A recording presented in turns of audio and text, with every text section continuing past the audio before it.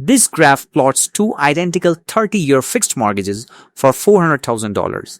The only difference is the borrower's credit score. A borrower with a 760 FICO score rides this shallow bottom line, but a borrower with a 620 score tracks this aggressive upper curve, ultimately paying over $140,000 more in lifetime interest for the exact same loan. That extra cost happens because a lender looks at a three-digit number and assigns a higher mathematical risk to the borrower. Depending on the specific situation, that single score dictates whether you are approved for an apartment, what financial products you can access, and the precise price you pay to borrow capital. Before the 1950s, obtaining a loan required sitting across a desk from a banker. Decisions relied heavily on human intuition, personal relationships, and the subjective judgment of the person behind the counter.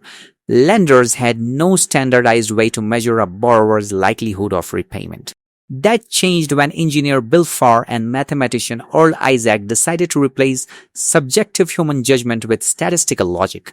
They built a system that analyzed historical consumer data to evaluate creditworthiness.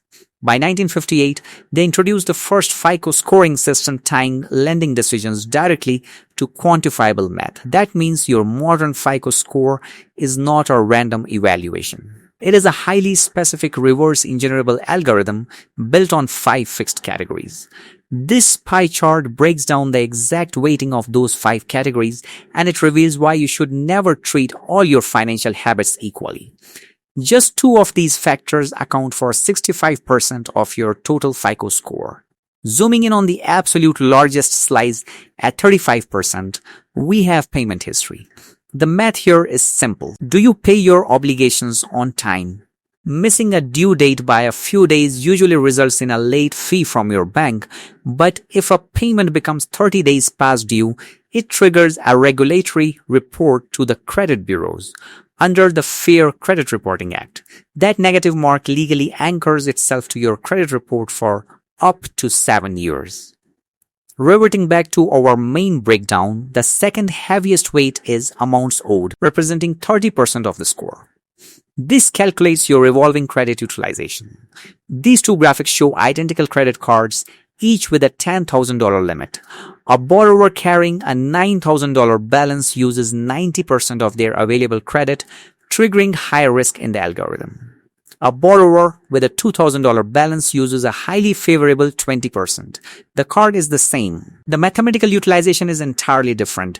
The algorithm calculates this ratio using your statement closing balance. It does not look at what you owe on your actual due date. By setting up systems to never miss a 30-day reporting window and managing the exact balance reported on your closing date, you actively dictate nearly 2/3 of how any lender perceives you. This timeline plots the third factor, length of credit history, which makes up 15%. The algorithm averages the age of your oldest and newest accounts. This creates a mathematical hurdle for young borrowers with a thin file. You cannot compress 10 years of credit management into a 6-month window. However, the math is forgiving in one specific way.